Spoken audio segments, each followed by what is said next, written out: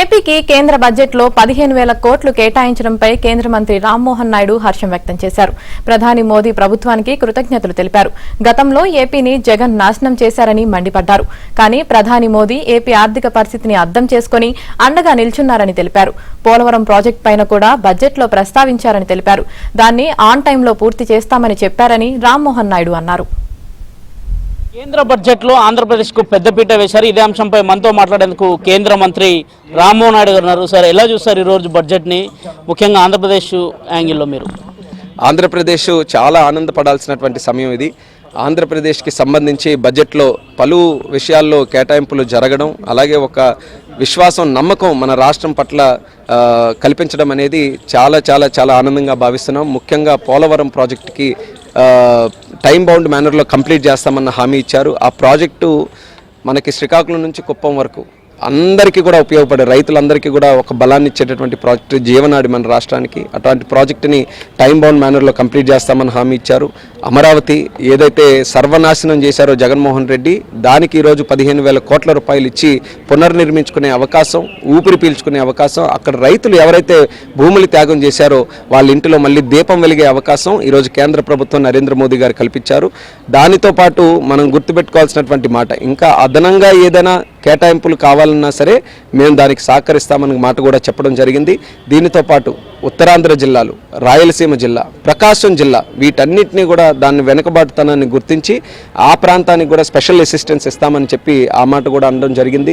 Industrial corridors ఏవైతే ఉన్నాయో అందులో ఓర్వకల్లు కానీ లేకపోతే కొప్పర్తి కానీ ఈ నోడ్స్ని కూడా మేము డెవలప్ చేస్తామన్న హామీ ఇచ్చారు. అలాగే పూర్వోదయ నార్త్ ఈస్ట్లో జరిగేటటువంటి పథకాలు ఏవైతే ఉన్నాయో ఆ రీతిలో మన రాష్ట్రంలో కూడా ఒక బెనిఫిట్ వచ్చే విధంగా ఇక్కడ కార్యక్రమాలు చేస్తామని ఇచ్చారు. సో ఇవన్నీ కూడా గత 5 సంవత్సరాలు జగన్మోహన్ రెడ్డి ప్రభుత్వం ఎంతమంది ఎంపీలు అండి? 22 మంది ఎంపీలు.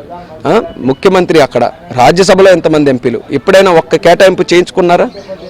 పోరాటం అని చెప్పి మాయ మాటలు చెప్పి తిరిగారు. కానీ ఈరోజు మేము ఎన్డీఏ ప్రభుత్వంలో గెలిచిన తర్వాత రాష్ట్రానికి ఏం అవసరమో దాని మీద దృష్టి పెట్టి చంద్రబాబు నాయుడు గారు ముఖ్యమంత్రిగా ఉన్నా సరే పలు సందర్భాల్లో ఢిల్లీకి వచ్చి మంత్రుల దగ్గరికి తిరిగి ఒకరోజు సుమారు 16 మంది మంత్రుల్ని అందరినీ కూడా టచ్ చేసి వాళ్ళకి సంప్రదింపులు చేసి ప్రధానమంత్రులతో కలిసి ఆ విషయాలన్నీ కూడా చెప్పారు. కాబట్టి ఈరోజు ఎంత సక్సెస్ మనం సాధించగలిగాం. మీ విజయంగా చూడొచ్చు. గతంలో మీరు 3 ఎంపీలు ఉన్నారు.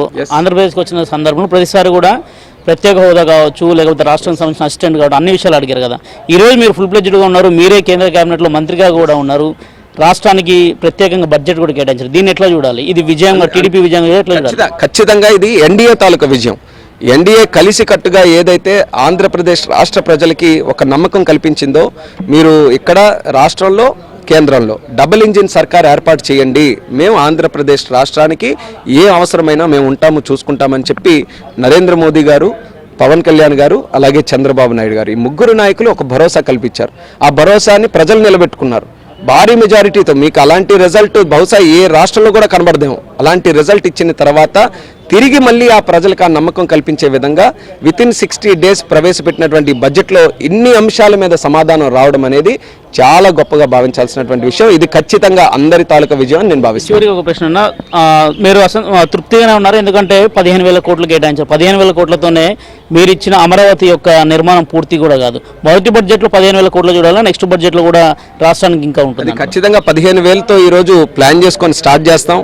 అన్ని గవర్నమెంట్ సెక్టర్తో వచ్చే కాదు కదా, కొంత కాన్ఫిడెన్స్ వస్తే ప్రైవేట్ సెక్టర్ కూడా ఈరోజు వస్తుంది.